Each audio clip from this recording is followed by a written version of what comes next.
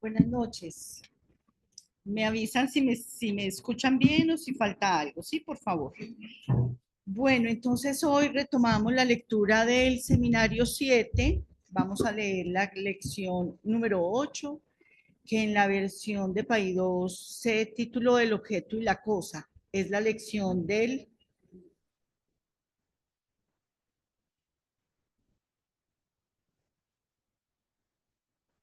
Ah, bueno, entonces Diana nos avisa cuando, que ya esté en YouTube, por favor.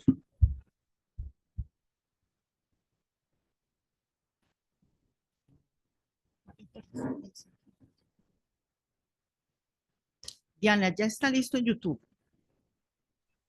Ya, ya. Bueno, entonces, bienvenidos, muchas gracias. Vamos a retomar la lectura del seminario 7. Hoy nos corresponde la lección 8, que en la versión de País 2 está titulado El objeto y la cosa. Es la lección del 20 de enero de 1960. Entonces, hoy tenemos una dinámica un poquito distinta porque hay dos personas que van a hacer el comentario. Es decir, tenemos comentario a dos voces, a dos manos, a dos lecturas. Nos vamos a intercalar. Beatriz, Amir, los dos recorrieron toda la lección, que tiene 4 apartados. Entonces, les voy a dar la palabra y al final hacemos, pues, como siempre, levantan la mano, hacen comentarios, en fin. Muchas gracias. Bueno, buenas noches. En esta lección, Lacan insiste en situar das Ding como pivote, es decir, algo que sostiene a otra cosa que gira a su alrededor.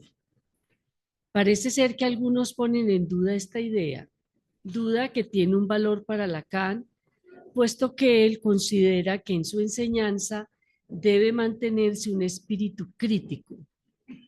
Insiste entonces en entregarnos y demostrarnos la importancia que tiene esta noción.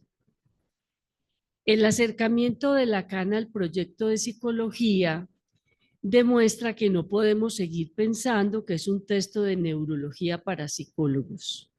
De ninguna manera, a pesar de que Freud no lo publicara y lo dejara guardado. Lacan rescata el valor de lo estructural que él encuentra allí. Se parece a lo que pasó con Saussure sobre el anagrama, que Lacan toma como modelo de lo escrito. Señala cómo Saussure, esperando a Freud, encuentra que en el texto de un poema subyace entre líneas un escrito que contiene, rellenando con un cierto número de letras, el nombre de un dios. Esto ustedes lo encuentran a la altura del seminario 21.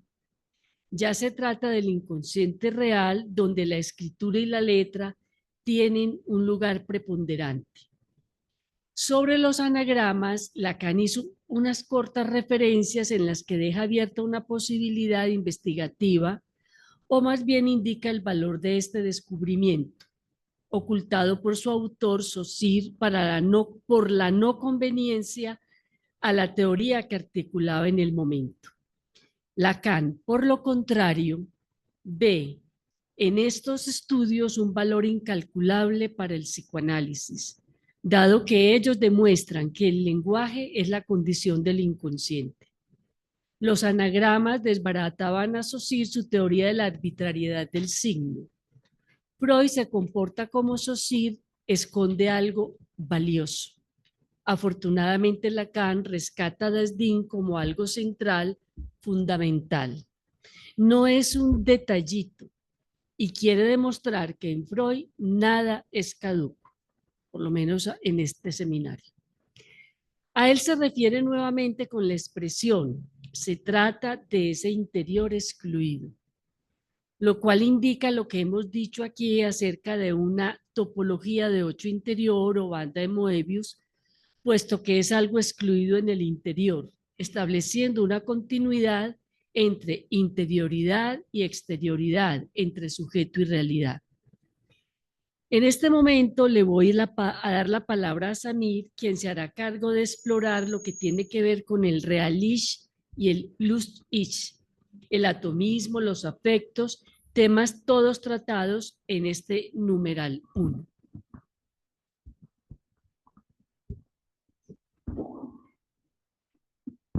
Gracias, Beatriz. Muy buenas noches. El Das Ding se trata de ese interior excluido, es decir, excluido en el interior del real Ich, como real último de la organización psíquica, que deviene luz Ich, en que se manifiesta los primeros esbozos de una organización psíquica de ese organismo dominado por la función de la Vorstellung Repräsentanz. No solamente las representaciones, sino los representantes de la representación en lo que se ha comprometido todo el conocimiento psicológico antes de Freud, que tomó la forma de atomismo. Para Freud, el real Ich y el luz Ich plantean la relación del sujeto con el mundo exterior y el acceso a la realidad. Este aspecto está presente en diversos puntos de esta clase número 8. Cuando Lacan hace referencia a Hegel, lo vamos a ver más adelante, a Platón, o también cuando habla de las exigencias sociales.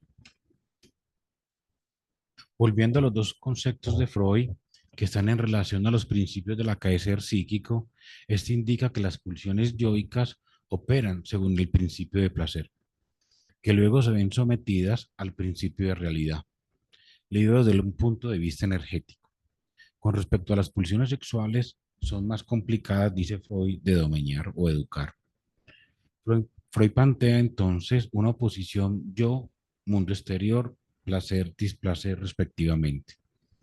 En pulsiones y destinos de pulsión va más allá, en tanto que el yo placer es identificado con lo placentero en contraposición a lo displacentero, juego que se da en sí mismo. Pero además, el yo intenta encontrar en el exterior un objeto real que corresponda a la representación del objeto de la primera satisfacción. La representación está asociada a la idea, pero no surge de manera mecánica, como por ejemplo en Descartes, también lo vamos a ver más adelante, y el ejemplo de la ira que está más adelante, ni por el asociacionismo, en la medida en que se conciben las ideas por semejanza y contigüidad. Freud habla más de pensamiento inconsciente, lo que implica separarse del sustrato material átomos y a la vez indica que tiene un fin, como por ejemplo la representación de un deseo en el contenido del sueño o en la angustia como señal. La psicología no puede liberarse del atomismo, dice Lacan, y si lo hace, esa condición o desconociendo la coalescencia que somete su materia. Viene de la reflexión del atomismo, el psiquismo, en el que se funde el pensamiento, es decir, el discurso en tanto cadena significante, pero niega la división del sujeto y a la vez lo irrepresentable. La Worste Repräsentanz define en Freud la relación entre lo somático y lo psíquico, entre pulsión y sus representantes. En sus trabajos de la metapsicología, en los trabajos de metapsicología, que no es atomismo. Es de recordar que Freud indica que la pulsión no se reprime. Solo afecta al representante psíquico de la pulsión y al afecto, pero cada uno de ellos toman caminos distintos. El primero pasa al sistema inconsciente y el afecto queda liberado. Lacan pasa, y me parece que está jugando con el concepto de Word Representants, porque mire que está mostrando toda una idea del problema, está mostrando una idea de la idea, ¿cierto? Y critica el atomismo porque el atomismo es una teoría que se vuelve a sí misma tautológica porque supone la idea en el sustrato mismo de la materia y después va a pasar a los afectos. Entonces, está jugando con el concepto de representante de la representación para hacer el giro ahora al asunto de los afectos, en el recorrido que viene haciendo. Entonces, Lacan pasa del pensamiento o las ideas a los afectos y plantea que solo necesito, abro comillas, recordarles el carácter confuso del recurso de la afectividad. Incluso cuando se habla de los afectos, en el análisis nos lleva a un callejón sin salida, aunque no se trata de negar la importancia de los afectos, pero no se pueden confundir con la sustancia de lo que buscamos en el real Ich. Los afectos se comprenden en la articulación significante. Con respecto a los afectos, Freud en su psicología da un elemento importante, el afecto como señal, dice Lacan. Pero los afectos no dan la esencia del carácter económico, dinámico, sino energético. Recuerden el concepto de quantum de energía en Freud, en la metapsicología, que es algo opaco y oscuro, dice Lacan. Y afirma, abro comillas, quizás tengamos un día que hacer juntos la psicología de los afectos, porque se ha abordado de manera inadecuada. El afecto de la cólera, por ejemplo, ¿por qué la cólera despertó tanto interés en la historia de la psicología y de la ética? ¿Y por qué en el análisis no nos interesa tampoco la cólera? Se pregunta Lacan y agrega, ¿le satisface lo que dice Descartes sobre la cólera? Entonces, aquí voy a traer a Descartes un poco para mostrar por qué Lacan quiere afirmar que si quedamos satisfechos, sí, más despacio, ok. Y me traigo a Descartes, ¿no se escucha bien? Traigo a Descartes, listo, traigo a Descartes para tratar de entender por qué Lacan dice que si estamos satisfechos con la explicación de los afectos que nos da Descartes. Entonces, con respecto, para Descartes, las pasiones son percepciones. Miren cómo el asunto de las pasiones también está articulado un poco a la representante de la representación. Para Descartes, las pasiones son percepciones, sentimientos o emociones del alma que se refieren particularmente a ella y que son causadas, mantenidas y fortalecidas por algún movimiento de los espíritus vitales. La cólera se da por un mecanismo fisiológico. Por eso ya Lacan empieza a decir si nos parece satisfactoria la explicación. Entonces, la cólera se da por un mecanismo fisiológico, estímulos externos, por ejemplo, injusticia o daño, movimiento de los espíritus animales, movimientos específicos del cuerpo, la sangre a mayor velocidad, agitación del corazón y el cerebro. Estos impactan la glándula pineal haciéndola vibrar, generando una respuesta corporal automática que preparan los músculos para la acción. Bueno, es particular cómo quiere comprender Descartes, por ejemplo, todo el asunto de los afectos. Afirma Lacan que en la cólera se necesita una reacción del sujeto a una decepción, al fracaso de una correlación esperada entre el orden simbólico y la respuesta de lo real. Miren cómo hay un distanciamiento de la comprensión de los afectos en Lacan con respecto a la tradición cartesiana en la comprensión del afecto. Y sigue Lacan, es decir, la cólera está ligada a lo que expresa Pegui, cuando los clavitos no entran en los agujeros. Entonces, en algo entre el orden de lo simbólico y la respuesta de lo real. La cólera está ausente en el reino animal. Freud coloca el afecto de la angustia como señal y Lacan nos advierte de esta indicación de Freud. Pero lo que buscamos en el psicoanálisis está más allá de la organización del luz-ich o el yo el placer, en la medida en que este vínculo con su carácter fenoménico, con la mayor o menor investión del sistema de los representantes de la representación. En otros términos, con elementos significativos del psiquismo. El Das Ding, entonces, vuelvo a la idea del Das Ding, no está en el campo de la intersubjetividad, ni en el sujeto sometido a la mediación del significante o la representación, sino a lo que está detrás del sujeto, dice Lacan. Aquí le cedo la palabra de nuevo a Beatriz. Bueno, el final del apartado 1, Lacan nos recuerda que esta noción de Das Ding es fundamental para pensar el terreno de la ética, lo que le permite pensar lo que hay detrás del sujeto que acaba de denunciar Samir, justamente intentando sacarlo de la intersubjetividad de lo cual hablamos en el encuentro de foros hace poco. Entonces, Das Ding nos lleva más allá de la afectividad a un registro donde encontramos la buena voluntad y su contraria, la mala voluntad. Es decir, los opuestos amor y odio.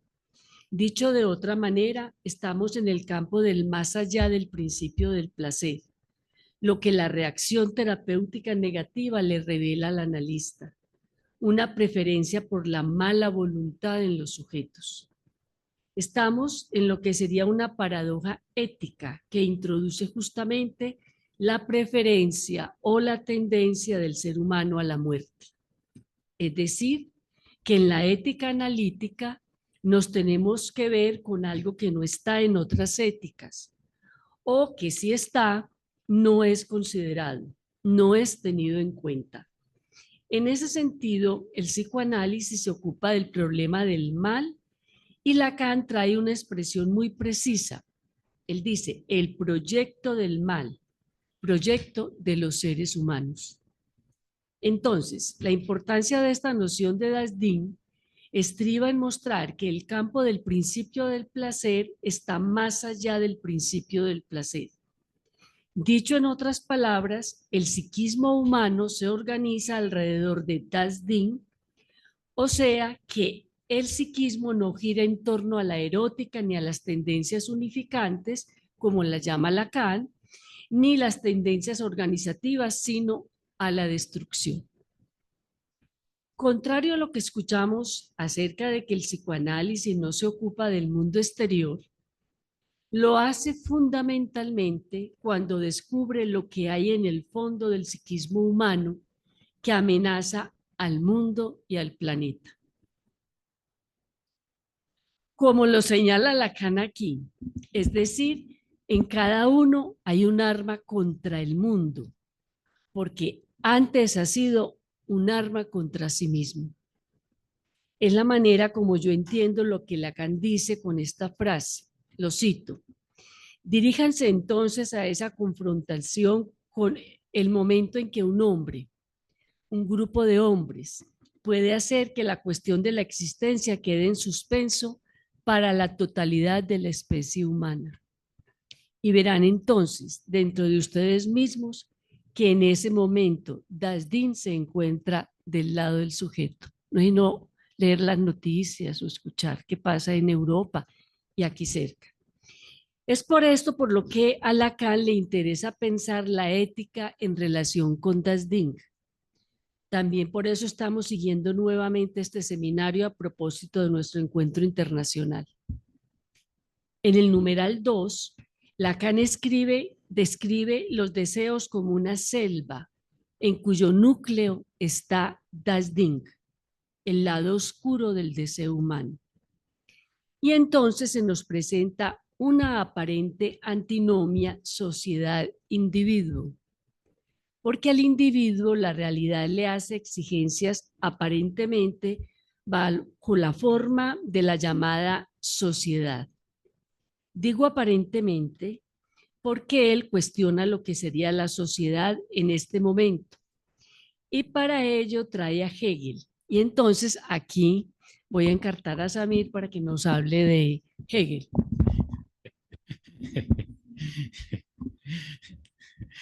Bueno, continúo yo aquí. Lacan se interesa por el Dasdin, por sus efectos en la presencia del núcleo mismo, que es lo que acaba de plantear Beatriz. Él dice, de la máquina humana y lo que subsiste en la selva de los deseos y en el compromiso que tiene que ver con cierta realidad. Las exigencias de la realidad se presentan bajo la forma de lo que Lacan llama la sociedad. En la dupla sociedad-individuo, que está en relación con lo trabajado al inicio, real-ich y luz-ich.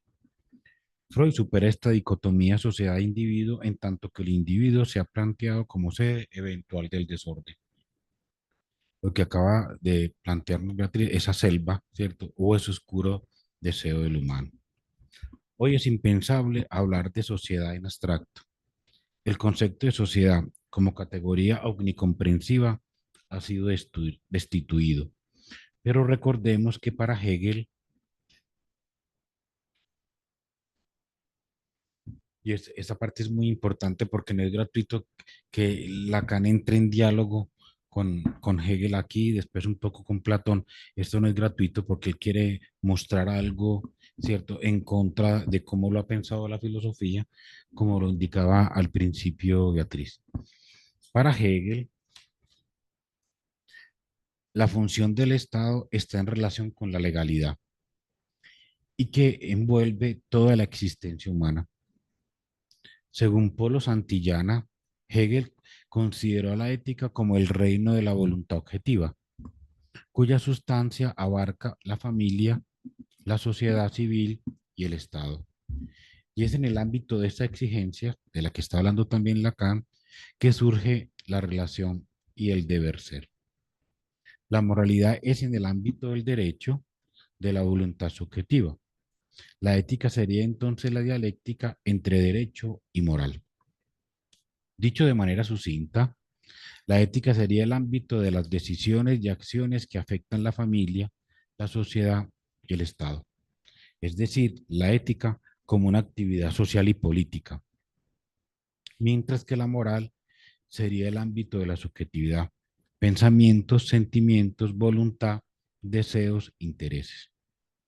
Para dar un ejemplo, una persona sería ética desde esta perspectiva cuando defiende a los pobres, trabaja por construir una sociedad justa, es solidario, pero sería moral cuando tiene buena voluntad, intención de ayudar a los otros, buenos deseos, pensamientos altruistas, todo lo contrario a lo que plantea Lacan y el psicoanálisis. Y así, esa persona dice que tiene un compromiso moral y ético. Estaría refiriéndose aquí a que su vida interior y exterior, y aquí vuelve a aparecer lo interior y lo exterior, estaría refiriéndose aquí a que su vida interior y exterior, su mente y sus acciones se encuentran involucrados en el logro de un objetivo. Si nos damos cuenta, aquí también hay un rechazo de la división del sujeto. Entonces, vuelvo y repito, estaríamos refiriéndose aquí a una vida interior y exterior, su mente y sus acciones se encuentran involucrados en el logro de algún objetivo que involucra el bienestar de los otros. Según lo anterior, podemos decir, y es una afirmación de Lacan, ya vemos por qué un poco después de esta lectura, el psicoanálisis no tiene una ética hegeliana. Por otra parte, Lacan, leyendo a Platón, afirma que los desórdenes del alma son la reproducción psíquica de los desórdenes de la ciudad. Recordemos que Platón hace una analogía entre las partes del alma y la ciudad en la República. Las partes funcionan como un espejo entre el alma, ¿cierto?, y la ciudad. La polis o la ciudad tienen tres clases sociales: gobernantes, que son filósofos reyes, que representan la sabiduría y toman decisiones racionales; guerreros, que son los guardianes, que encarnan el coraje y defienden la ciudad; productores, que son artesanos, comerciantes, agricultores, que se ocupan de las necesidades materiales y económicas. Cada uno cumple su función y su lugar de manera armónica para que la ciudad sea justa.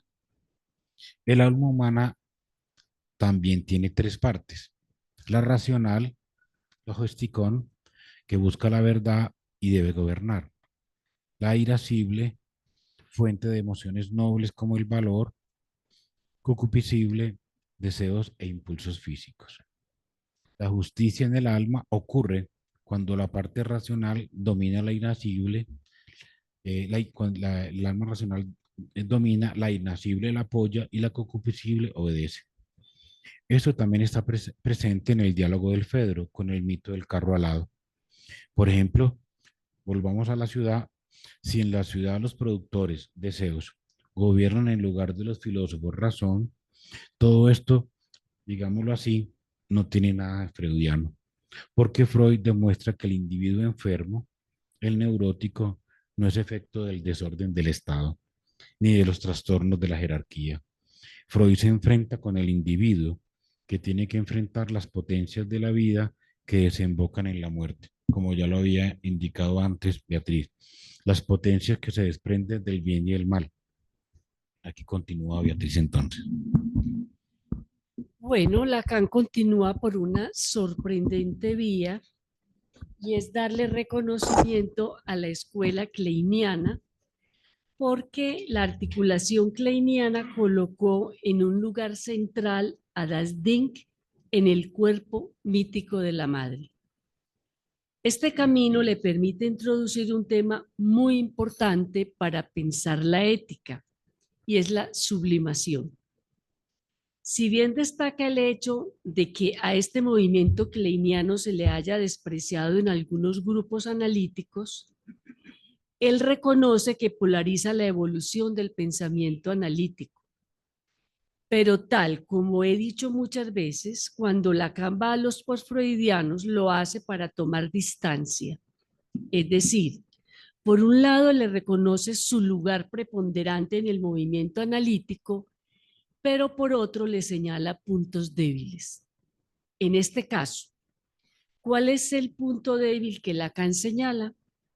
Es que tanto Melanie Klein como Ella Sharpe, representantes de este movimiento, han planteado que las tendencias agresivas primitivas y las agresiones retaliativas se manifiestan en el ser humano en relación con das Ding, pero referido al cuerpo mítico de la madre.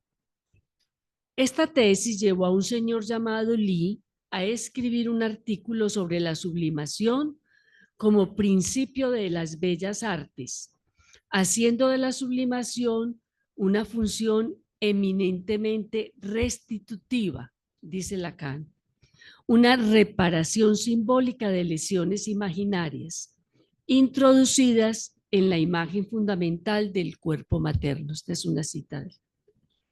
Para Lacan esto es problemático, porque la noción de sublimación es un problema metapsicológico que no se puede reducir a una restitución del sujeto en relación con el fantasma lesionado del cuerpo materno.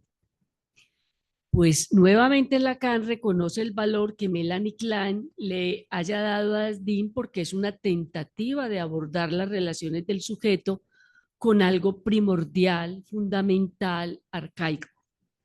Todas son calificaciones que Lacan le da a la cosa, fundamental, primordial, arcaico. El problema es que para Lacan, los clínicos terminan haciendo una aterapia con la noción de sublimación. Una clínica que de manera muy irónica él califica de ejercicios gimnásticos y danzantes. Él cita ahí a Ella Sharpe, quien plantea un cierto equilibrio a partir del arte y de la ciencia. Podemos extender esta apreciación a todas las propuestas de clínica por la vía del arte, la escritura, la literatura, la danza, que se hacen a nombre del psicoanálisis soportadas de esta noción de sublimación. Es una, ¿cómo fue que la calificó? Ejercicios gimnásticos, dice Lacan. Concretamente, todo este camino del kleinismo toma la sublimación desde una perspectiva pueril, adjetivo de Lacan. Lo delicado es que entonces orientan la clínica a partir de dones supuestamente artísticos, con el agravante de que no se tiene muy claro que es una producción artística, pero que se soportan de lo que de manera paradójica Freud planteó como el reconocimiento social, que fue la vía por donde definió la sublimación, algo socialmente reconocido. Esa es la definición de Freud sobre la sublimación. A esta definición de sublimación Lacan le da muy duro, así sea freudiana. Dejémonos que Lacan parte de Freud, pero que pone en cuestión a Freud. Ahí es donde él hace aportes. ¿Cuál es el primer problema que Lacan encuentra para pensar la sublimación en el arte? Que toda producción artística está fechada históricamente, lo que pone en cuestión entonces que en determinado momento se pueda considerar la obra como sublimatoria. Lacan se pregunta, ¿qué es lo que la sociedad puede encontrar verdaderamente satisfactorio ahí? Pues siguiendo la línea freudiana, ¿no? Pero le pregunta a él. Se está refiriendo a las obras de pintores como Picasso o Velázquez, escritores como Stendhal, de los cuales ha señalado que todos trabajan de manera diferente según la época. Aquí él anuncia lo que va a traer al final de este seminario 7, y es tomar una obra de arte literario para pensar la ética. Ya sabemos que se trata de Antígona. Entonces, vuelve a la perspectiva kantiana, porque, como ya dijimos atrás, si Ding tiene la perspectiva doble y paradójica del bien y el mal, se esperaría que haya una inclinación del lado Bueno, en ese punto, apelar a Kant implica que el autor hace inclinar la balanza, pero por el lado del deber, con una regla de conducta universal que se orienta por el peso de la razón. Entonces, Lacan interroga a Kant porque él se pregunta cómo la razón puede inclinar la balanza de este lado.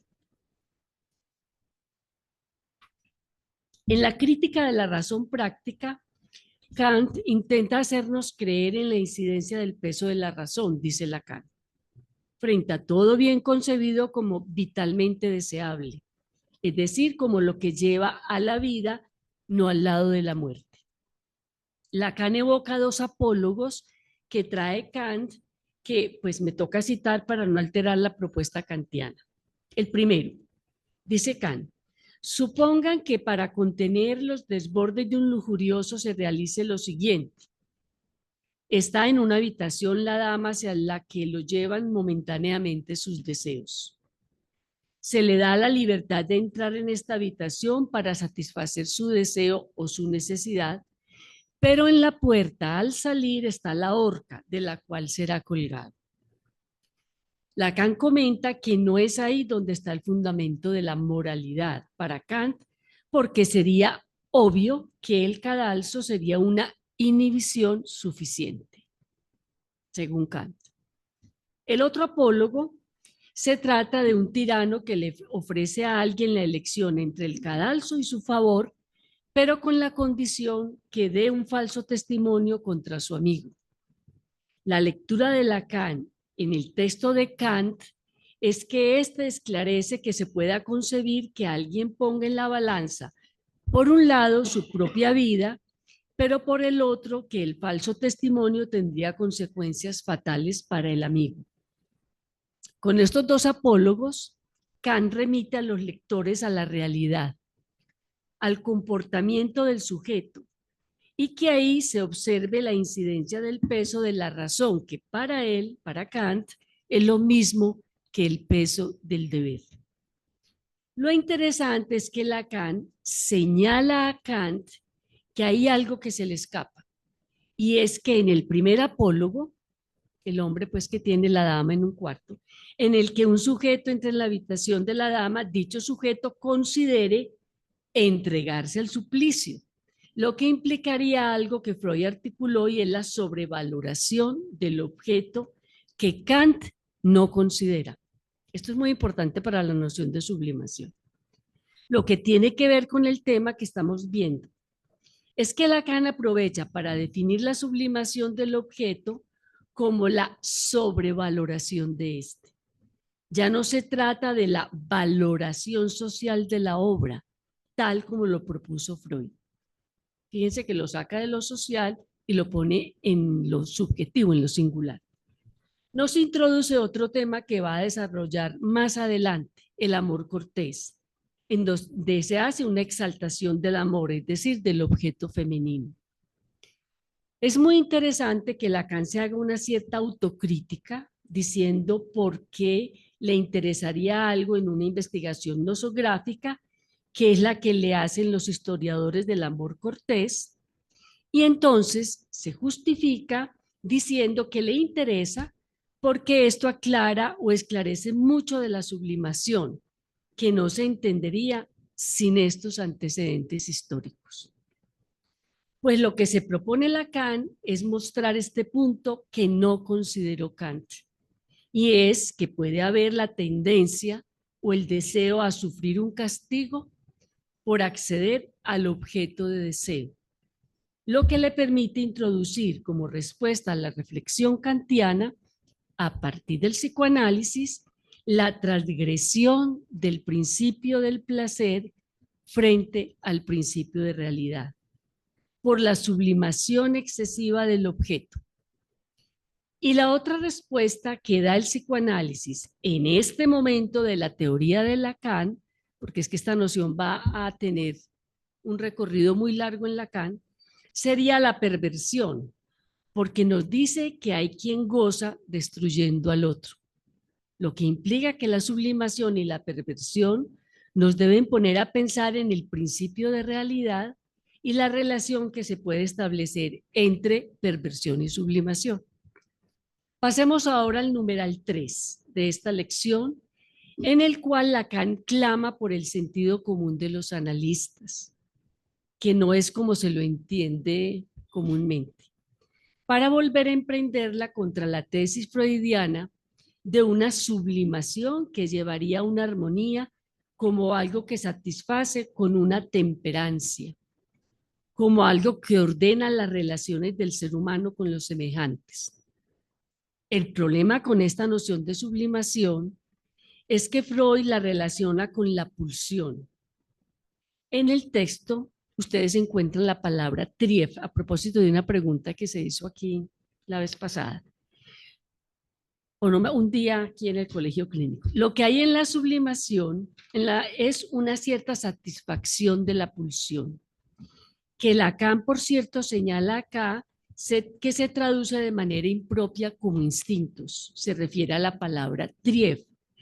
Dice que la mejor traducción de esta palabra es pulsiones o derivas. Bien, en la definición que trae Freud de sublimación con respecto a las trief, a las pulsiones, plantea que la pulsión estaría desviada de su meta. Eso es Freud, en alemán de la Ziel. Además, la diferencia de otro destino de la pulsión, o más bien de otra economía de la pulsión, que es la sustitución a partir de la represión. En ese caso estamos hablando del síntoma que aparece por sustitución significante a partir de la represión. Entonces, para Freud no habría satisfacción pulsional, había desvío y no habría represión, porque en la sublimación, porque lo que lleva a la represión es al síntoma. En ese caso estamos hablando pues del síntoma. Así entonces tenemos dos destinos de la pulsión, el síntoma y la sublimación, que son diferentes. Aunque su punto de partida sea el mismo, en ambos habría satisfacción de la pulsión, pero en la sublimación no hay retorno de lo reprimido. Dicho de otra manera, lo que Freud nos quiere decir es que en la sublimación habría una satisfacción en algo distinto a la meta. Es decir, que se logra la meta, que sabemos es la satisfacción, pero en algo distinto a la meta. Esto suena como muy raro. Este es el punto problemático para los analistas, porque ¿cómo puede haber un cambio de meta y obtener al mismo tiempo la meta? Fijémonos que Lacan aquí está señalando otro elemento de la pulsión, además del objeto, que es la meta en juego en la sublimación, y nos recuerda que Freud diferencia muy claramente la meta del objeto.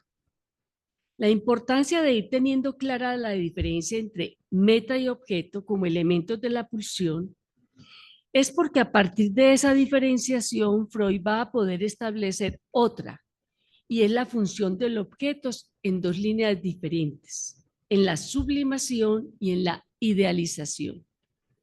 En esta última se trata de la identificación con el objeto.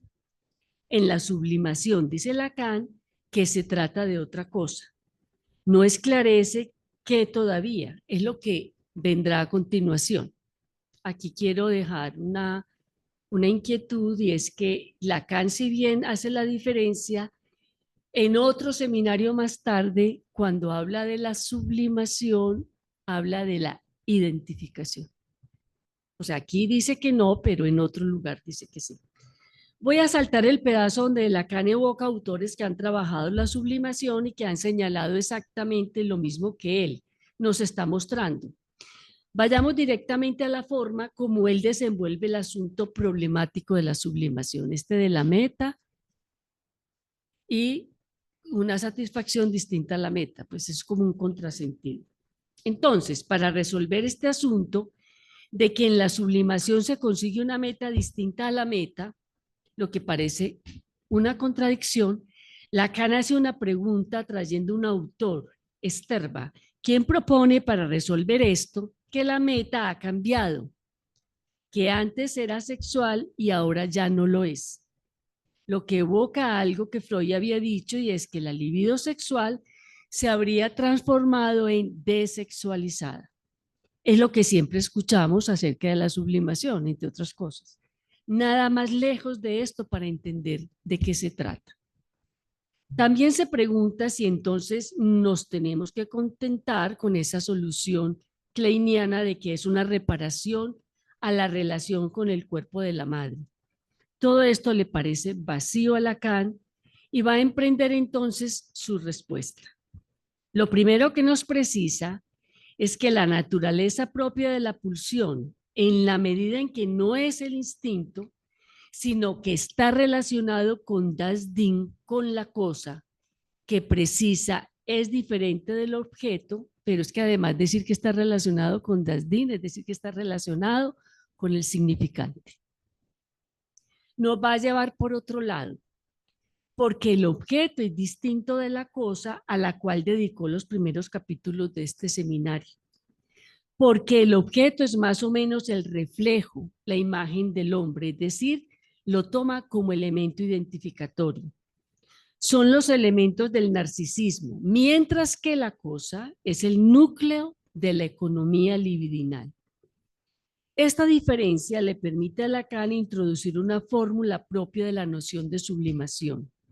Aquí lo cito, dice, ella, la sublimación, eleva un objeto, y aquí no rehusaré las resonancias del retruécano que puede haber en el uso del término que introduciré, a la dignidad de la cosa.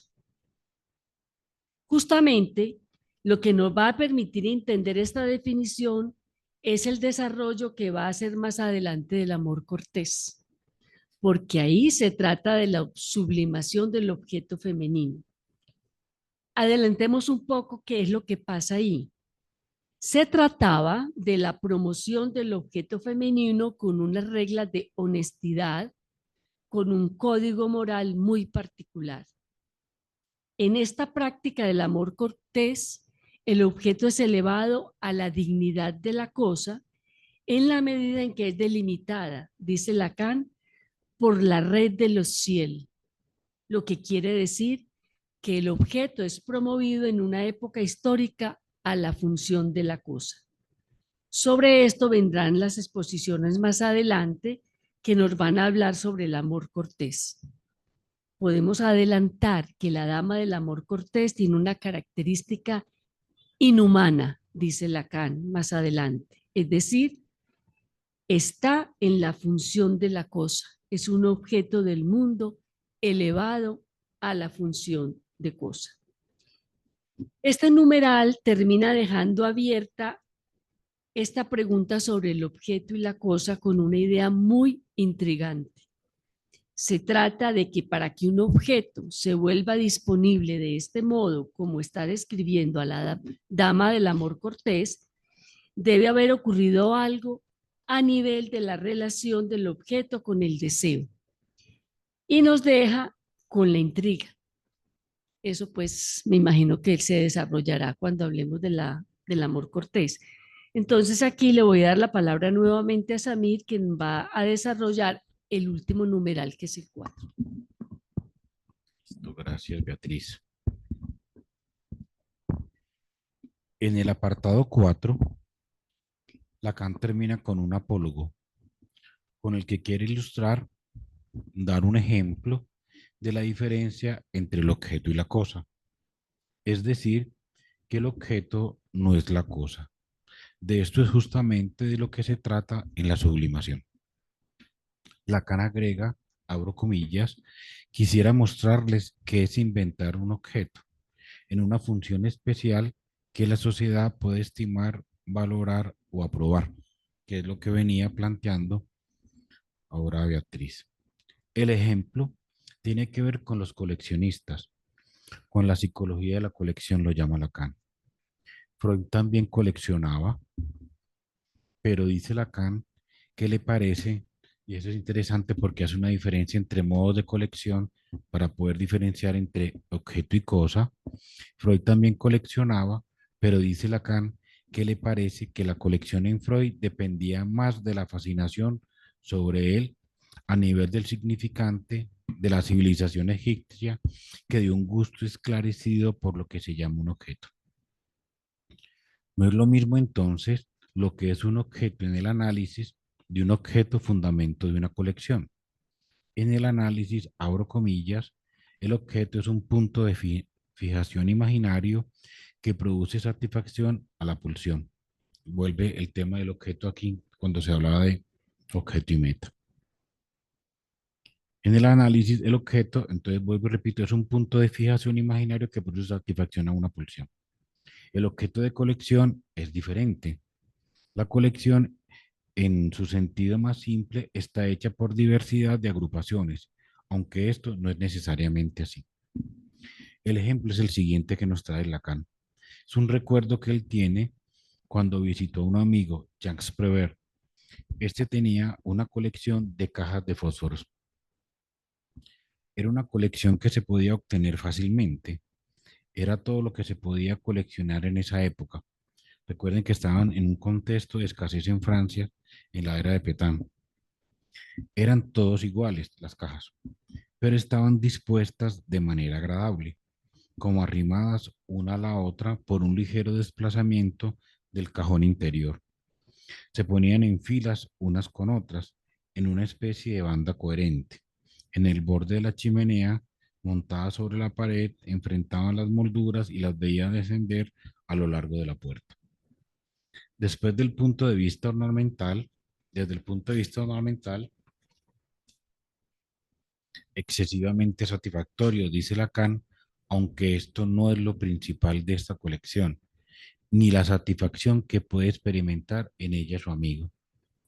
El shock, dice Lacan, la novedad, el efecto logrado por la agrupación de cajas vacías, esto no es lo esencial tampoco, dice Lacan, era hacer surgir de una caja de fósforos, no es simplemente, era hacer surgir que una caja de fósforos no es simplemente un objeto, sino que puede, bajo la forma, la apariencia en que estaba propuesta, su multiplicidad verdaderamente imponente, ser una cosa. La caja de fósforos no es lo que tiene de cierto uso. Una caja de fósforos no es una caja de fósforos, con el ejemplo que nos viene dando, ni una idea platónica. La caja de fósforos por sí sola es una cosa con su coherencia de ser. El carácter completamente gratuito, proliferante y excesivo, casi absurdo, de esta colección apunta de hecho a su cosidad de caja de fósforos.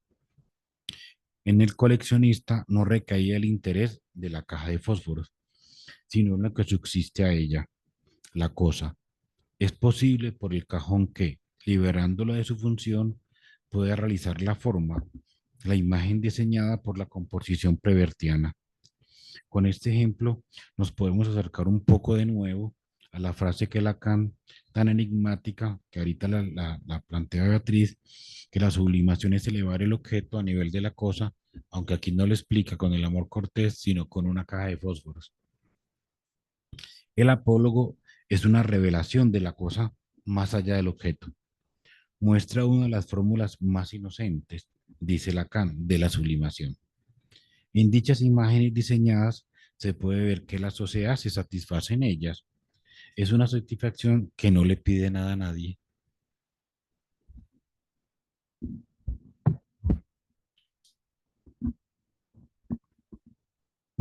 Bueno, muy bien. Entonces vamos a dar paso al debate, a las preguntas, a la conversación. Yo estaba viendo que logré sacar como tres temas grandísimos de esta lección, que todos están entrecruzados. A mí me pareció muy interesante el tema pues del proyecto del mal, a partir del cual Lacan define el Dasdin como el núcleo de la maquinaria humana. Creo que ese es un apartado grande. Y luego pues el de la sublimación, que no es tan fácil de seguir, porque además está en el centro de esta distinción que él intenta provocar entre el objeto y la cosa, ¿cierto? Entonces, vamos a tomar sus preguntas. Si hay mensajes en Zoom, nos hacen señitas también, y en Zoom, pues obviamente levantan la manita. Comentarios, preguntas. Adelante.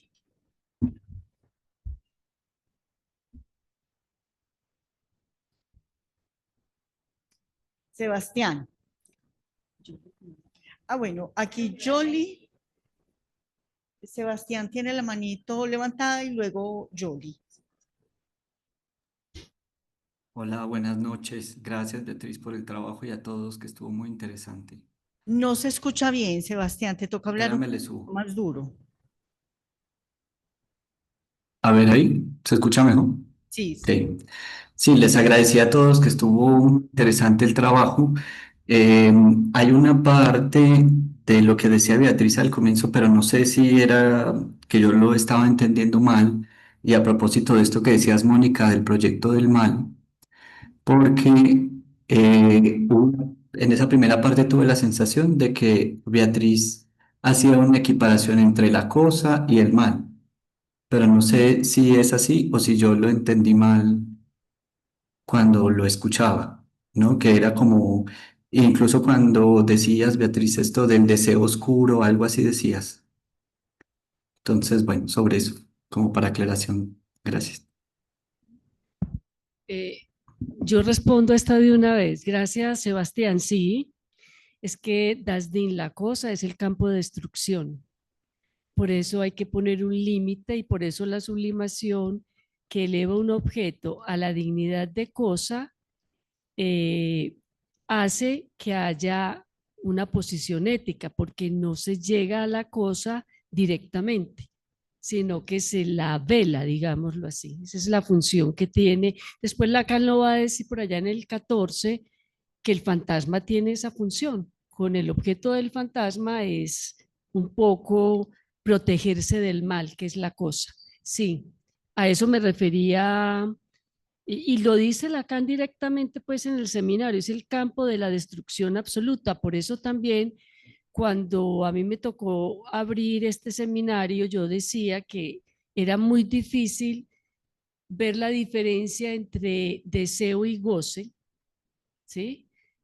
Porque aquí como que confluyeran, en el sentido en que la cosa es de alguna manera hacia donde apunta el deseo, pero al mismo tiempo es el campo de destrucción, es decir, el más allá del principio del placer. Yo quisiera decir algo.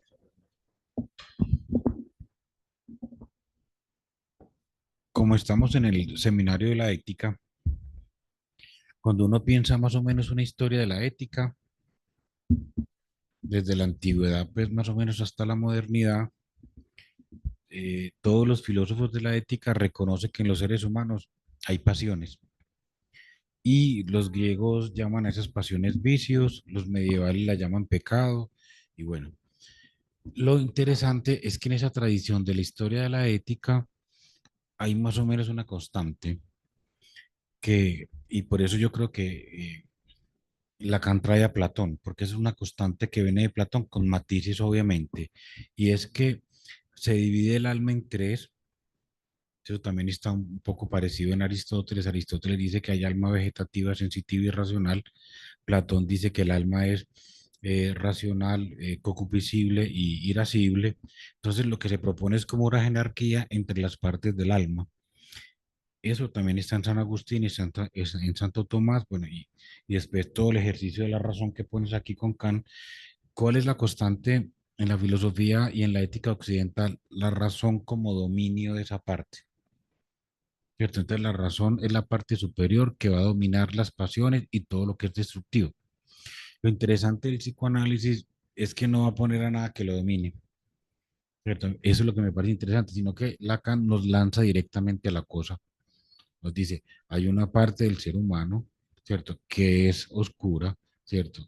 Que es a veces irrepresentable, que es, digamos, lo destructivo, pero no lo pone a algo como aquello que lo pueda dominar.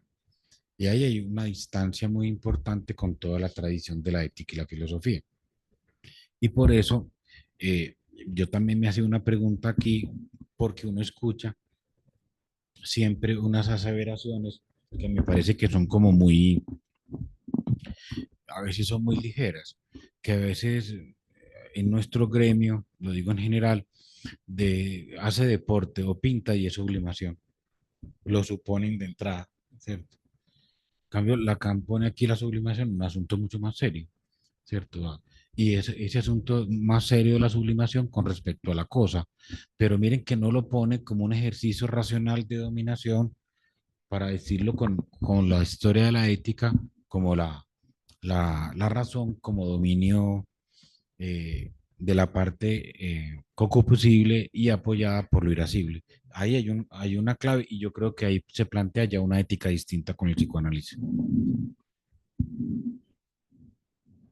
Gracias, Beatriz y Samir. Yo tengo dos preguntas. Una con respecto al Das Ding, como el más allá del principio del placer, lo que descubre Freud como más allá del principio del placer, ¿cierto? Y me hago la pregunta sobre la ubicación del Das Ding en el cuerpo. Porque es una pregunta en términos de la pulsión, del Das Ding en términos de la pulsión. Beatriz, ahora, pues algo que yo también me preguntaba sobre la relación entre el Das Ding y el mal y la destrucción, ¿cierto? Hablando en términos morales y cualitativos. Si eso no más bien un efecto, o sea, el mal y la destrucción, ¿cierto? No es más el efecto, ¿cierto? Del Das Ding, o si lo podemos ubicar a nivel del cuerpo. Lo pienso también freudianamente. El principio del placer que Freud dice no regula el aparato psíquico porque el aparato psíquico no tiende al equilibrio ni a la menor tensión, por el contrario tiende a aumentar la tensión, ¿cierto? Al aumento de la tensión. Entonces, pues es como el Das Ding en términos pulsionales, no cualitativos ni morales en términos de mal ni destrucción, sino pulsionales, ¿cierto?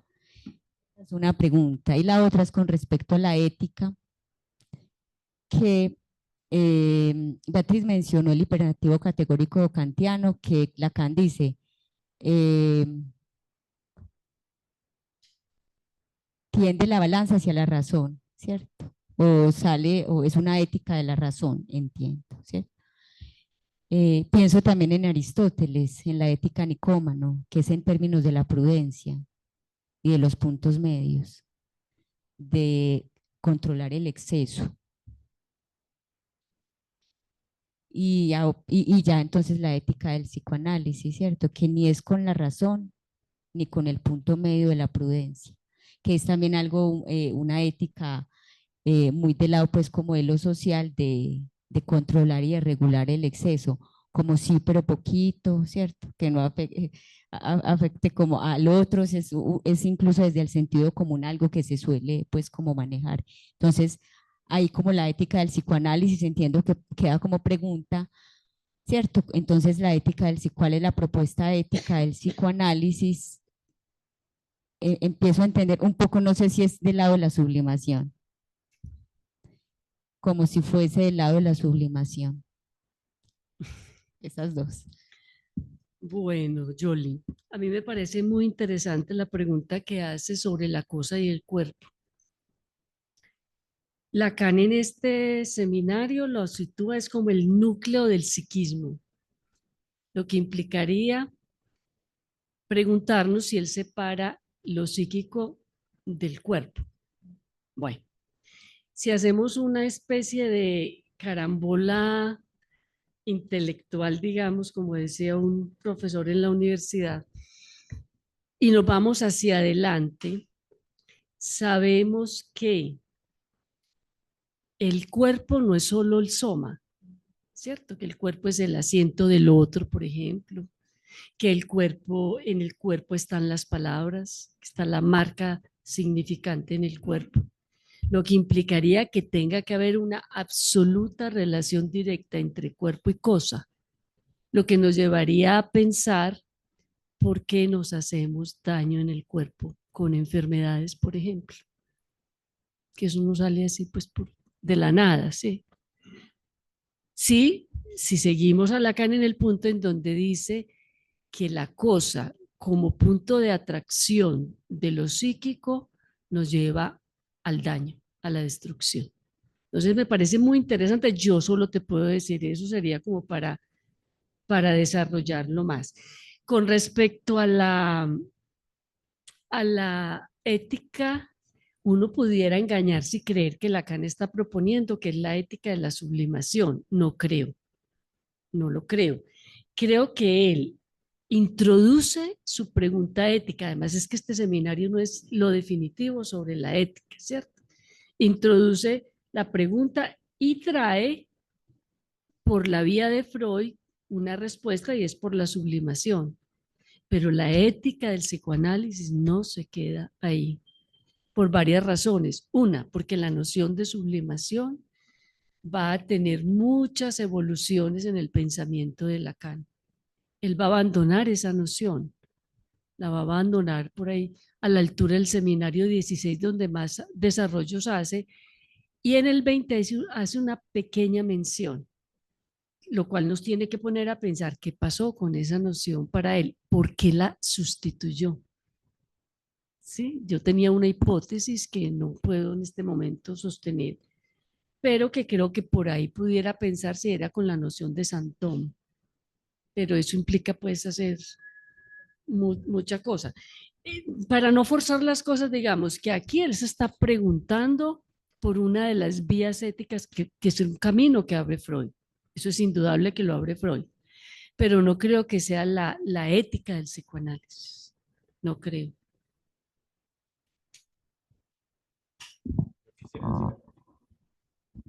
¿Vas a decir sobre eso? Sí, sobre la pregunta, sobre todo la pregunta de das Ding y el cuerpo.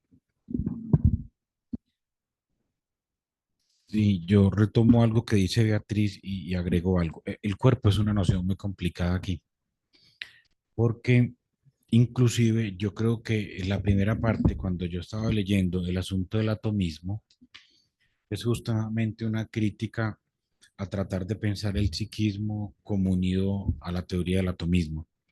Hay dos concepciones de la teoría del atomismo: todo es materia, y atomismo relativo, y es dependiendo de los seres naturales o los seres espirituales, depende de la condición de la materia. Yo creo que cuando se trabaja el atomismo aquí es para mostrar que Freud, digamos, salta sobre el atomismo con la metapsicología. Porque a pesar de que hay un proyecto de una psicología para neurólogos, que no es una psicología para neurólogos en el sentido atomista, ¿cierto? Sino que lo que plantea es una metapsicología. Entonces hay un salto sobre lo atómico. Pero hay un asunto que es interesante. Y cuando yo leía a Lacan en esta primera parte, uno dice, Lacan dice algo, pero no está diciendo una sola cosa. En un solo párrafo, o sea, cuando utilizan los conceptos, hay varias cosas que está diciendo con los mismos conceptos. La teoría del átomo implica su par, y el par del átomo es el vacío. Entonces, todas las teorías del átomo implican, el átomo existe, se agrupa todo en la materia, pero entre los átomos hay vacíos. Entonces, yo no sé si también está jugando ahí, ¿cierto? Tratando de mostrar algo del vacío, y ese algo del vacío tiene que ver con ese Dasdin, como producto de algo en tanto que real, que puede ser representable. Entonces yo no sé, y por eso creo que no es gratuito que él venga a traer el concepto representante de la representación, ¿cierto? Hay como un juego ahí que yo veo en Lacan trayéndonos el representante de la representación, la teoría del átomo, critica la psicología, pero Freud no es propiamente un atomista. Entonces parece que el concepto de cuerpo ahí ya no tiene las condiciones propias del átomo, sino otras condiciones como tal. Bien. Bueno, entonces tenemos el siguiente orden. ¿Cómo es que se llama? Libardo, Guillermo, Ana Lucía Arango, Sebastián Sánchez y yo. Bueno, muchas gracias. Tengo una inquietud respecto a esta expresión, la dignidad de la cosa. O sea, entonces, ¿la cosa tiene dignidad o esa dignidad es que la construye el sujeto en relación a ese mal? Pues esa es lo que me inquieta ahí. Vamos a las otras preguntas. O de a una. Sí. Mira, yo creo que la cosa tiene dignidad. ¿En qué sentido? Esa palabra, esa expresión la trae solo ahí, creo. Pero él habla, la cosa es lo real y Lacan sitúa como lo real a Dios. ¿Ya? En ese sentido entiendo yo la dignidad de la cosa. La expresión es elevar un objeto a la dignidad de la cosa. ¿Ya? La dignidad es de la cosa, no del objeto. Cuando se le eleva el objeto a ese lugar ya tiene dignidad. Pero ¿qué es lo que quiere decir con la palabra dignidad? Es la pregunta, ¿cierto? Yo puedo explicarla porque por el lado de lo real y todo el tiempo Lacan, todo el tiempo va a situar como real a Dios. Cógete el micrófono para que te escuchen. ¿Hasta qué punto decir la dignidad de la cosa no es un pleonasmo? Es decir, la cosa ya es digna y es, creo que sostenible incluso etimológicamente, porque Ding en alemán es la cosa y es lo digno en español, y creo que en francés resuena también algo de lo digno con la cosa. Entonces me parece que cuando decimos la dignidad de la cosa hay un pleonasmo.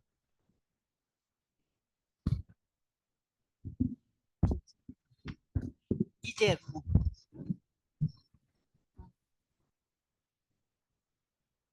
Hola, buenas noches. ¿Sí se me escucha bien? Señor. Sí. Bueno, creo que mi pregunta iba relacionada igualmente cuando estaban hablando con respecto a que hay algo que es inherente en el sujeto que tiene que ver con esta parte destructiva. Y entonces, si mal no entiendo, es que el Das Ding está atrás del sujeto, ¿no? Eso creo que más o menos entendí, por un lado, ¿no? Entonces yo lo pensaba en otro aspecto donde o sea, el Das Ding está como externamente, está como en la parte externa, ¿no? Esa es como mi primer pregunta con esta parte entre lo interior y exterior que tiene que ver con el Dasein, es decir, la cosa. Y mi segunda cuestión tiene que ver cómo es que el sujeto podría arreglárselas para hacer un objeto, construir un objeto, para llevar un acto sublimatorio, si es que eso se puede a entender. O sea, si el análisis va permitiendo eso, ¿no? Eh, Creo que va por ahí mi pregunta. Espero no haber sido tan rebuscado o revuelta. Bueno, gracias. Gracias, Guillermo, por tus preguntas. Mira, sí, yo en mi exposición dije esta frase: lo que le permite pensar lo que hay detrás del sujeto, justamente intentando sacarlo de la intersubjetividad. Pero ese detrás yo no lo empleo diciendo que la cosa está detrás del sujeto, sino que la cosa permite entender lo que es el sujeto en psicoanálisis. ¿Por qué digo que no es que esté atrás? Porque si yo hablo de que se trata de un interior y un exterior continuos en una banda de Moebius, no podemos situarlo ni atrás ni adelante. Más pudiéramos decir en el núcleo del sujeto, ¿ya? Pero un núcleo que no es interior, sino que al mismo tiempo es exterior. Todo el tiempo Lacan en este seminario, ¿cierto?, está tratándonos de hacer pasar la idea de la banda de Moebius en la relación del sujeto con el mundo exterior y con la cosa, digámoslo así. Y la segunda pregunta, eso es por la misma vía de la de Joly sobre si se trata de la sublimación como la ética del psicoanálisis, y yo creo que ya respondí que no podemos sostener eso para el psicoanálisis. En este seminario sí es la propuesta que Lacan está planteando, en este seminario, pero no creo que sea la propuesta ética. Yo quiero retomar una pregunta que acaba de hacer Guillermo y una intervención que hace Jorge. El padre de la dignidad moderna es Kant, ¿cierto? El que construye el concepto de dignidad, que inclusive hoy funciona en el derecho, en la política, en la ética, es Kant. Y Kant construyó un concepto de dignidad. Trátate a ti mismo siempre como persona y no como cosa. ¿Cierto? Ese concepto es muy interesante. O sea, los hombres deben ser tratados como fines y no como fines y no como cosas, ¿cierto? Entonces, uno lo podía decir de otra manera. Kant lo dice, trátate a ti mismo como fin y no como medio. Pero la gente lo ha traducido también, trátate a ti mismo como hombre, como humano y no como cosa, ¿cierto? Por eso es tan interesante elevar la cosa, ¿cierto? La dignidad de la cosa, por eso porque es casi que una tesis contraria a Kant, ¿cierto? Es casi que una tesis contraria a Kant, ¿cierto? Porque las cosas no tendrían dignidad. Si lo cogemos en Kant, las cosas no tienen dignidad. La dignidad se supone en el ser humano por alguna razón esencialista. Si uno hace un recorrido de la dignidad, los estoicos lo suponen en el logos, los cristianos lo ponen en el concepto de creación, en el concepto de ins creatum, ¿cierto? Los renacentistas lo suponen en el concepto de libertad y los modernos lo suponen en el concepto de razón. Pero las cosas no tienen, por eso es tan interesante poner ese. Sí, es contrario. Entonces lo dejo ahí como para ver, para que siga la discusión, porque dignidad de la cosa. Y con la última, una pregunta que hacía Guillermo, creo que es cierto, Guillermo. Sí, yo la segunda pregunta la entendí porque yo también creo que me he preguntado algo similar a lo que tú te preguntabas y es, cuando hablamos de sublimación, pareciera que fuera como un acto voluntario de los sujetos sublimar. Pues, pareciera. O sea, yo no lo concibo así, pero cuando hablamos de eso, porque la gente dice, entonces, ¿cómo sublimo? ¿Se han dado cuenta? Entonces la gente dice, no, es que y yo, ¿cómo hago para sublimar? Me voy para el gimnasio a sublimar. O por eso los ejercicios gimnásticos, correcto. Y por eso todas las arteterapias, ¿cierto? Todas las arteterapias, yo los puse hoy cuando hacías el listado de las arteterapias. Entonces yo me voy a meter una arteterapia para sublimar, para quitarme todo esto que tengo. Entonces, yo realmente, o sea, es como un asunto misterioso, ¿cierto? Y el asunto misterioso y el ejemplo de Jacques Prever que trae aquí Lacan es muy interesante. Es un man que coge una caja de fósforos y esos fósforos, que es una caja, dice que es lo único que podía tener, inclusive no es una colección de objetos distintos como la que tenía Freud. Freud tenía cositas distintas en el consultorio. Este man hace una colección solamente con cajas de fósforos que eran iguales, pero coge unas cajas de fósforos y las acomoda de una manera que ahí es donde eleva, ¿cierto? Es el objeto a la dignidad de la cosa. Bueno, sigue Ana Lucía.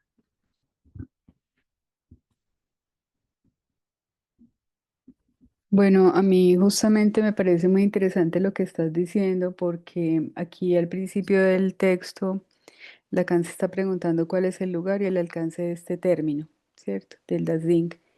Y luego empieza a mostrarnos que en la teoría o en los primeros esbozos de la organización psíquica, donde juega un papel muy importante los Ike, se ve que el organismo está dominado por las representaciones de representación.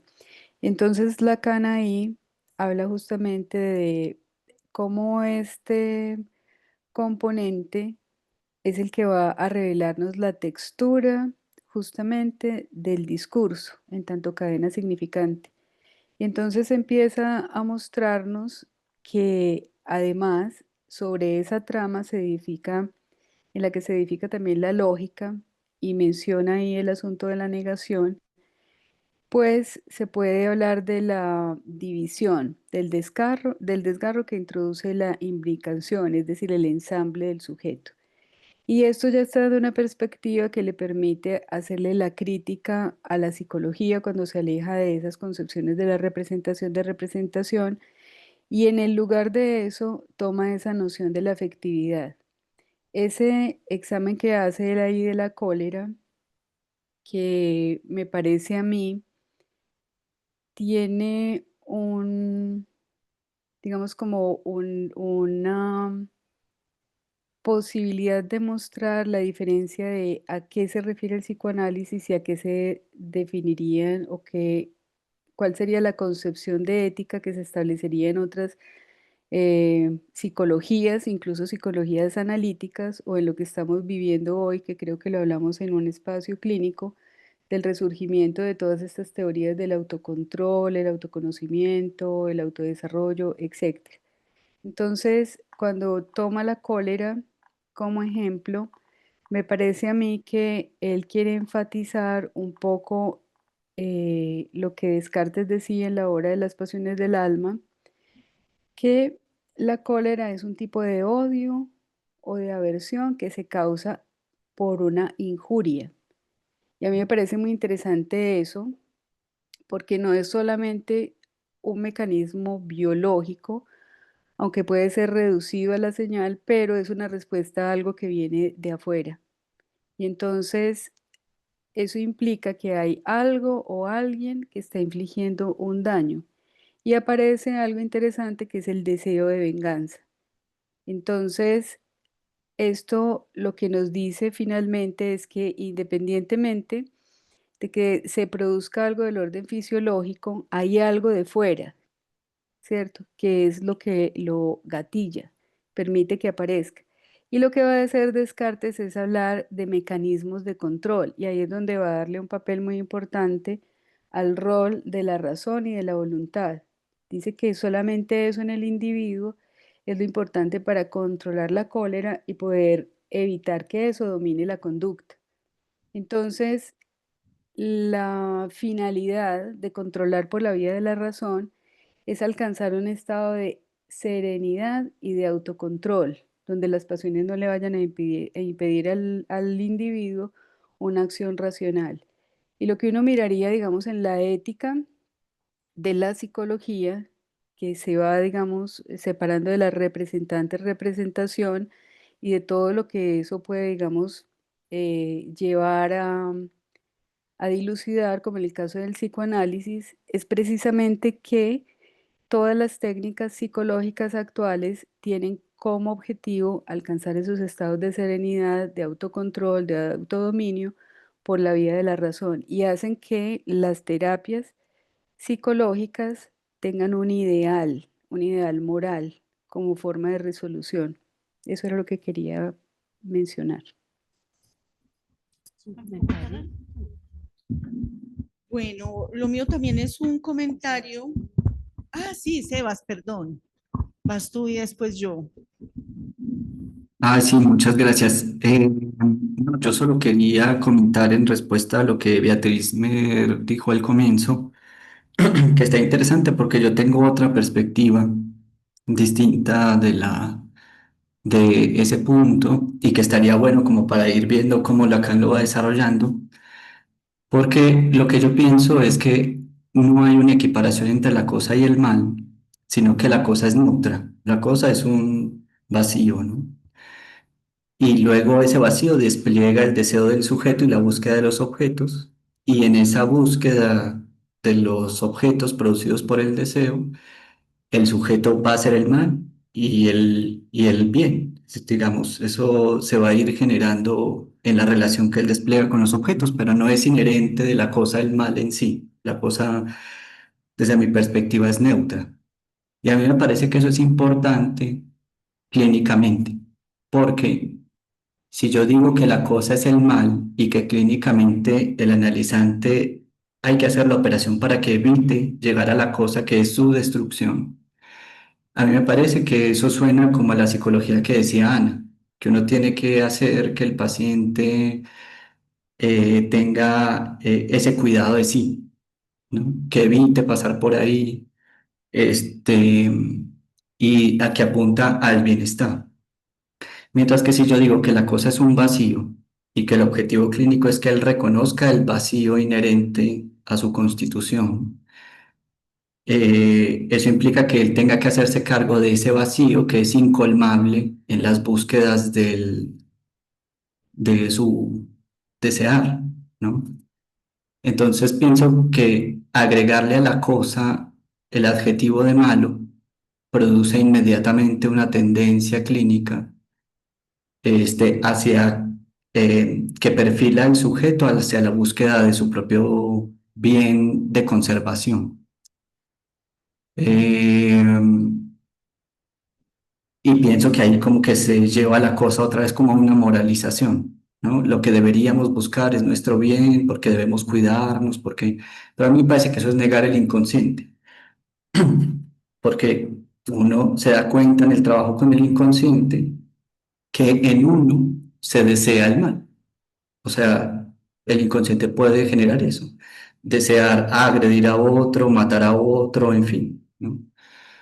Eh, entonces, yo no puedo pretender producir una operación en mi inconsciente donde mi inconsciente reconozca que tiene que evitar el mal de la cosa. Eso se va a seguir produciendo, ¿no? Lo que tendría el sujeto que reconocer clínicamente es que en esas tendencias hay un vacío fundamental. Eso es como lo que pensaba. Entonces me gustó mucho como ese contraste de las dos posiciones para ver cómo se va desplegando en el seminario. Sebastián, el problema es que no soy yo quien llama a la cosa el campo de la destrucción absoluta, sino Lacan en este seminario 7, desde la primera lección, está desde el principio. Es interesante pensar que sea un campo vacío. El problema es que Lacan más adelante va a situar en ese lugar la represión originaria y también el nombre del padre. Entonces no puedo aceptar ni desde acá ni más adelante que la cosa sea vacío, a menos que estemos pensando en diferenciar la cosa como causa del deseo, que ya eso es otro asunto, que ahí sí sería pensar Es que todavía en está en la conferencia. Me tiene nieto desde las 8:30, que Arturo no va a venir, que como lo diferencia Lacan en el seminario 10. Pero aquí es el campo de la destrucción y es un campo que lleva a una doble vía, un doble polo, digamos, en el psiquismo humano, que es tanto la destrucción como lo contrario. De ninguna manera se trata de hacer el bien o el mal, es hacerse el propio sujeto objeto de destrucción. Así que es buena esa. Bueno, les pedimos ¿Eso por se recuerda? o Denis y Diana, o Denis y Diana que nos ayuden a silenciar. Sí, por favor. Quería hacer un comentario sobre el proyecto del mal, porque me impactó muchísimo la cita que escogió Beatriz, pero sí le quiero hacer la pregunta a los dos, porque los dos trajeron el DASDIN como el núcleo de la máquina humana, ¿cierto? Entonces, les voy a recordar la cita de Beatriz, es: diríjase entonces a esa confrontación con el momento en el que un hombre, un grupo de hombres puede hacer que la cuestión de la existencia quede en suspenso para la totalidad de la especie humana. Entonces uno leer eso con el telón de fondo del genocidio al que estamos asistiendo, a mí realmente me impactó, porque me preguntaba entonces si el DASDIN es el proyecto del mal, es el núcleo de la maquinaria humana, pues qué esperanza tenemos. Entonces, mi pregunta es con respecto a la ética y a la condición humana. ¿Qué definiría la humanidad con esta ética que nos introduce Lacan? Y entonces recordé, pero no sé dónde, cuando Lacan habla del capitalismo que excluye las cosas del amor, pensaba yo qué lugar para el amor, porque vos también trajiste, Beatriz, el lado oscuro del deseo. Y el lado oscuro del deseo, ¿cómo entenderlo si Freud había asociado al deseo con el eros y con la vida? ¿Cierto? Entonces se me juntaron como estas ideitas, a ver qué podríamos decir sobre eso. Y Beatriz sigue en el turno. Beatriz Zuluaga. Bueno, ya se me olvidó lo que dijiste en la primera parte, que era, ya, esa cita que trae Lacan es muy, muy importante, porque justamente nos va a mostrar la diferencia entre una ética y una moral. Porque en la moral, que lo desarrolló aquí mi compañero muy bien, pues tendría que ver con una obligación, con algo del lado de la razón, con el lado de la homogenización, digámoslo. Mientras que la ética que se va perfilando a partir de este seminario y que el psicoanálisis, ahí sí podemos decir, nos llevaría a hacer algo ahí, con eso, ese núcleo destructivo fundamental es la vía del saber. No se trata de una moral, como Sebastián estaba diciendo ahorita, no, de ninguna manera. Es en el reconocimiento de ese núcleo destructivo que hay en cada uno, qué hacer con eso. Porque no es poner la destrucción afuera, es en el interior de cada uno un núcleo de destrucción sobre el propio sujeto y sobre el otro. El genocidio, por ejemplo, a propósito de lo que traes. ¿Qué hacer con eso? No puede haber una idealización del lado del psicoanálisis, decir que el psicoanálisis va a salvar la humanidad. No.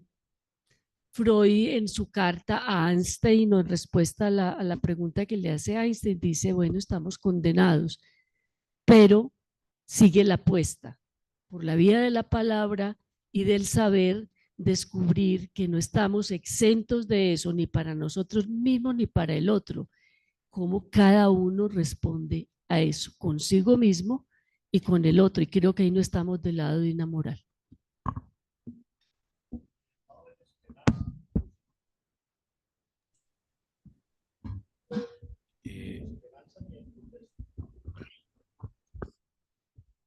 Yo quiero decir dos cositas, pero primero quiero responderle un comentario a Ana. Yo creo que Lacan conoce muy bien no solamente el psicoanálisis, obviamente, sino que conoce muy bien la psicología. Yo creo que esta primera parte de esta clase, Lacan trata de hacer una crítica a la psicología, pero de una manera muy sutil. Y es que la psicología o las ciencias humanas en general solamente se pueden constituir por la representación. Inclusive usted lo pueden encontrar en Michel Foucault, Las palabras y las cosas, el capítulo 10, las ciencias humanas. Michel Foucault plantea ahí un triedro epistemológico. Y en ese triedro epistemológico pone tres lados. Las físico-matemáticas arriba, que es el lenguaje de la ciencia, la filosofía de la finitud de este lado, que las ciencias humanas no pueden constituirse sino a través de la muerte del ser. Entonces la muerte del ser produce el giro de la filosofía de la infinitud a la filosofía de la finitud, y de este lado las ciencias empíricas, economía, filolingüística y biología. Pero ni la psicología es biología, ni es filolingüística, ni es economía. Entonces, ¿cómo hace para constituirse? Foucault dice a través de la representación. El hombre que se representa en la vida, el hombre que se representa en el lenguaje, el hombre que se representa en el trabajo. Pero lo interesante es que la cosa es irrepresentable. ¿Cierto? Entonces, yo creo que también ahí Lacan está tratando de mostrar, ¿cierto? Un más allá del psicoanálisis, porque por eso trabaja el representante de la representación, ¿cierto? Para tratar de mostrar que la cosa no tiene representación. Entonces, por eso esa distancia, ¿cierto? Coge ese concepto que es muy freudiano, pero para mostrar lo que no es representable. Entonces, el psicoanálisis se encarga de lo que no se representa y la psicología sí. Ese es el primer comentario que quería hacer. El segundo es una pregunta muy difícil, muy complicada, pero me hiciste acordar la proposición del 67 de Lacan. Cuando él habla también de los campos de concentración ahí, dice es lo más real de lo real, ¿cierto? Que fue también como un poco la pregunta que yo le hice a David, ¿cierto? David, ¿cierto? Bernard sobre cuál sería la ética del psicoanálisis ahí en ese genocidio que estamos viendo televisado de manera diaria. Yo no sabría responder, pero sí es una pregunta que me viene dando vueltas. Pero yo también le decía a Beatriz, cuando yo hice la intervención, Beatriz hizo otra intervención y respondió a mi pregunta. Que yo te dije, Beatriz respondió a mi pregunta y me dijo, yo no me acuerdo qué respondí, ¿cierto? Pero ella respondió a mi pregunta, pero creo que cuál es el lugar de la ética del psicoanálisis frente a lo real, en este caso la cosa y el Dasdin, pero también a esa manifestación del Dasdin, ¿cierto? Y que nosotros tuvimos un acontecimiento que es muy importante, ¿cierto? Que es las bombas atómicas, ¿cierto? Que es, es una expresión, digamos, ¿qué nombre ponerle? No sé, pero es una expresión de esa capacidad de destrucción que tenemos los hombres allí, ¿cierto? Solamente era un comentario, no es una respuesta. Pues habría que agregar que el psicoanálisis o que Lacan cuando nos lleva a todos estos pensadores es para mostrarnos el punto que ellos no ven, que nos toca ver a nosotros. Eso real innombrable, pero que cuenta, que no porque es real no cuenta, ahí está, como, como el empuje a la destrucción. No podemos ser idealistas tampoco, repito. Bueno, entonces tenemos dos intervenciones todavía, ¿sí? Beatriz Zuluaga primero y luego Fernanda. Bueno, muchas gracias, buenas noches. Disculpen que no puedo prender la cámara porque tengo problemas con ella, no sé qué pasa. No se Bueno, escucha, Beatriz, ¿te puedes acercar al micrófono? sí. Ahí está mejor. Esperemos que sí. A ver, yo le subo un poquito Pues es esto. como hace frases largas que se da cuenta si se escucha bien o no. Bueno, no, retomando un poco lo que acaba de decir Beatriz, que me parece que eso siempre hay que estar recordando en relación a, claro, el psicoanálisis no es la salvación para el sujeto ni la verdad absoluta, pero creo que el hecho de permitirnos eh, advertir de ese lado oscuro que cada quien tiene, permite como una posición distinta.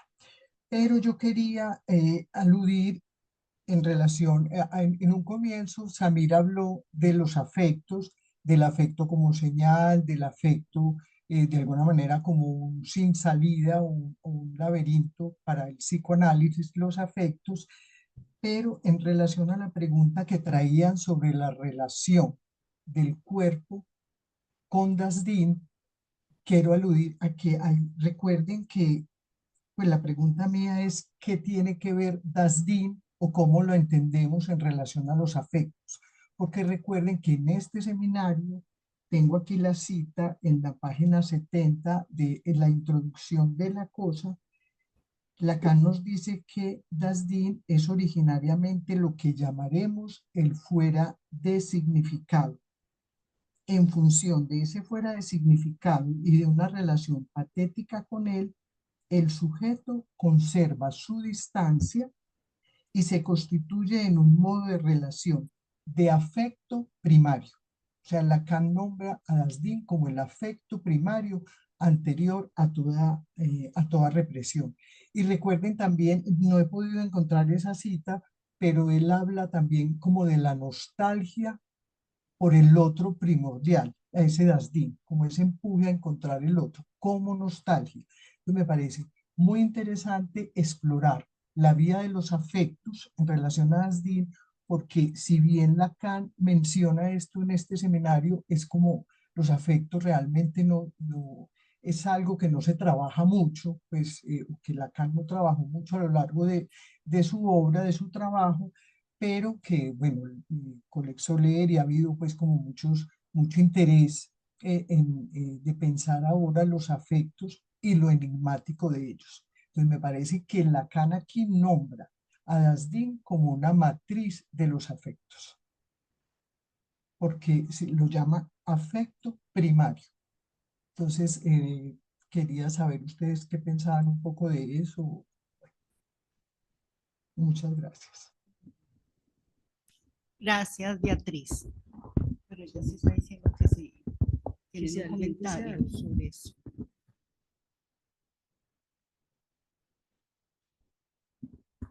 Bueno, entonces le pasamos la palabra a Fernanda y a Mariluz y ahí cerramos. Hola, buenas noches por acá. Me preguntaba qué relación podría tener la cosa con el concepto freudiano de lo Hamlich, lo familiar y su par, unhamlich. Digo, porque soy novato en el psicoanálisis, pero pensaba en esta cuestión de qué hacer con lo más propio y si acaso eso familiar o esa huella podría relacionarse con el Das Ding. Bueno, solo eso. Fernanda, gracias, no por tu pregunta propiamente, sino por la respuesta que traes al mismo tiempo. Creo que si invertimos la pregunta, ¿cómo explicar la existencia de lo ominoso con Das Ding? Claro, tu pregunta incluye una respuesta muy interesante y me parece que nos abre una vía también para repensar ese texto, ¿no? Ese texto freudiano. Yo le respondo con la frase. Yo te quiero, yo inclusive también pensé en eso cuando lo leía, porque cuando yo leí esta frase, pensé justamente en eso, y es, el Das Ding, la cosa, se trata de ese interior excluido. ¿Excluido de dónde? Del interior del real Ich. O sea, está dentro del mismo sujeto, pero está excluido del sujeto. El sujeto no lo reconoce como sí, sino que lo reconoce expulsado hacia afuera, ¿cierto? Ese sería todo el movimiento, ¿cierto? Que nos trabaja Freud tan bonito en lo ominoso, entre el adentro y el afuera, o lo extraño y lo familiar, ¿cierto? Terminamos con Mariluz. Bueno, buenas noches y gracias Beatriz y Samir por este trabajo. Mi pregunta es con respecto a, así pueden ampliar un poco la diferencia entre objeto y Das Ding. Y pienso en esta pregunta porque, pues, no sé si desde acá Lacan empieza a perfilar el concepto de objeto A posteriormente, entonces si podemos también pensar una diferencia entre objeto A y la cosa o Das Ding. Y por otro lado, pues no sé, es como entre pregunta o comentario, pues porque me quedé pensando en algo que decías a mí con respecto a que, pues que decías como que no necesariamente cualquier expresión artística implica la sublimación. Parece pues que es un asunto más complejo o al menos implica unas características o unas condiciones, ¿cierto? Entonces me quedaba como pensando en este aspecto de la sublimación, pues como que, o sea, es un poco enigmático porque esto de elevar el objeto a la dignidad de la cosa, pues como que, no sé, se queda corto como para lograr entenderlo. Y me preguntaba si hay como unas condiciones subjetivas que hacen posible esta, una sublimación. Bueno, Mariluz, yo creo que en una Gracias. sesión trabajaste un poco esto de Das Ding, ¿cierto? Y quedaba una pregunta, Sí. estoy evocando, sí, sí. Mira, yo creo que en este seminario la diferencia no es muy exacta entre el objeto y la cosa, y Lacan apenas empieza como a perfilarla con la noción justamente de sublimación y con la definición que da de elevar un objeto a la dignidad de cosa, separa lo uno de lo otro como noción, pero los acerca pues en el mecanismo que la sublimación permite. Uno pudiera pensar, ya Samir acaba de definir de manera muy precisa la cosa como ese núcleo interior vivido como exterior, pero que está al interior del sujeto, la banda de Moebius pues de la que hemos hablado. Y el objeto, hasta aquí Lacan lo que está diciendo es que el objeto tiene que ver con aquello que permite la identificación del sujeto. Y él va a desarrollar eso pues un poco más adelante. Digamos que es el objeto del mundo. El problema es que, por ejemplo, la dama del amor cortés, por eso yo me adelanté quién va a exponer eso un poco porque era necesario, es que es una dama cualquiera, recordemos que eran las esposas de los grandes señores feudales que se volvían objetos intocables, pero que eran deseados por los caballeros, que era su característica pues principal, por los caballeros que se enamoraban de ellas y el acercamiento que hacían era por la poesía cortés. En la descripción que hacen de estas damas, yo decía, es un objeto como inhumano, como que no existieran, justamente porque las sitúan en un punto tan inalcanzable que es el punto de la cosa, que ellas dejan de ser ese objeto del mundo, digámoslo así, en la poesía, porque en la realidad eran las señoras pues de los feudales. Entonces me parece que aquí es un poco difícil hacer la diferencia. Yo creo que Lacan, en el seminario 10, que fue donde expusiste tu trabajo, ya me acordé, hace la diferencia sin nombrar a la cosa. Él hace la diferencia entre dos objetos, entre el objeto causa, que ahí sí es el que Sebastián estaba mencionando ahorita, que es vacío, Sí, que no sí. tiene consistencia, que no se puede nombrar tampoco, en eso coincide con Dasdin, que es un objeto real, coincide con Dasdin, no es que sea Dasdin, y el objeto A como el objeto imaginario, el objeto que va a advenir como objeto soporte del deseo en el fantasma o como objeto plus de goce, que puede tener cierta consistencia, inclusive corporal. Ahí sí se puede apreciar esa diferencia. El asunto es que yo no recuerdo, tú que hiciste esa exposición, si Lacan en el seminario 10 sitúa a Dasdin como objeto. Eso sería interesante. En este momento yo no lo recuerdo para volver a eso. Pero repito, si lo sitúa como ese objeto causa, después él va a situar a Dasdin como lo reprimido originario. Y va a situar más adelante en el lugar de la cosa al padre. Pero bueno, eso ya es otra cosa, ¿no? Sí, él recurre al toro para situar a Dasdin en el vacío. En el seminario 10.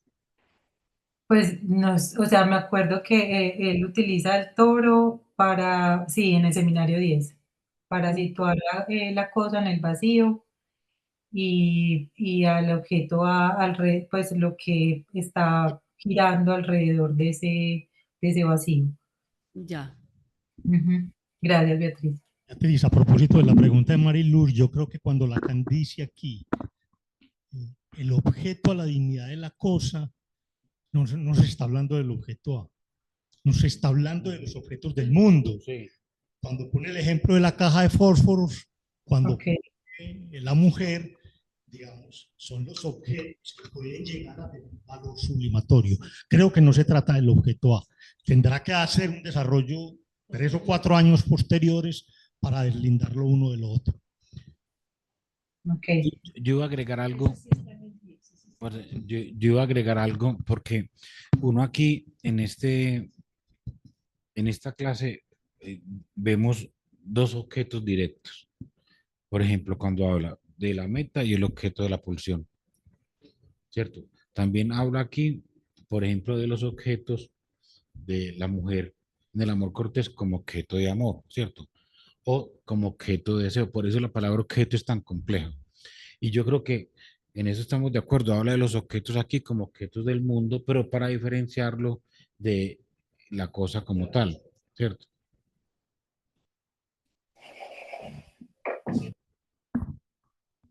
Bueno, entonces vamos a dar por terminada esta sesión de hoy. Muchísimas gracias por su asistencia. Hay varios eventos pendientes en distintos foros, entonces les proponemos que vayan a las páginas de Facebook e Instagram de los foros de Colombia para que se enteren de las cosas que hay pendientes y nos seguimos viendo. Muchas gracias. Muchas gracias. Chao, gracias.